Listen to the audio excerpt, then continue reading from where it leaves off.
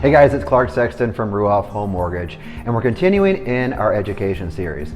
Today we want to talk about something as simple as very common, and that is, I want to buy a house. Where do I even start?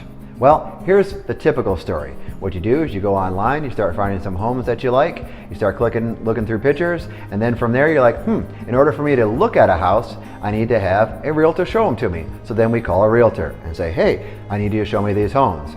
Then we find some we like, maybe some we don't like, but then we're like, hey, you know what? I want to go ahead and maybe make an offer, and the agent's going to ask you, do you have your financing lined up? So here's the thing. A lot of times what happens is we fall in love with something, but then they come to someone like myself and find out, hey, maybe that's not the price range we need to look at, or hey, here's what we need to do to fix the credit in order to be able to buy a new home to begin with. We have several videos that walk you through the specifics of each of these, but I wanted to point out today, sometimes we might be doing things backwards. Here's what I mean. What you need to do first is have a conversation with your loan officer, hopefully me.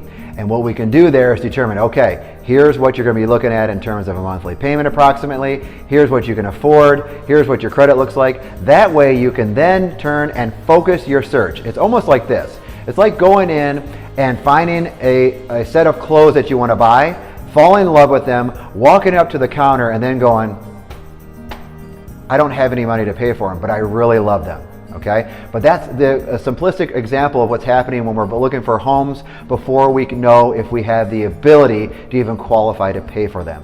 So to avoid disappointment, to avoid confusion, start first by talking to me. And then we can determine, here's where you need to be, here's how much money approximately you'll need at closing, here's what your payment will be, and then you can target your search as to where you should be, what price range you'd be looking at. That way there's no disappointment and no surprises when it comes to finances. Nobody likes that. So guys, hopefully this was helpful. If you have any questions related to this or anything else, feel free to reach out. And as always, choose a great day.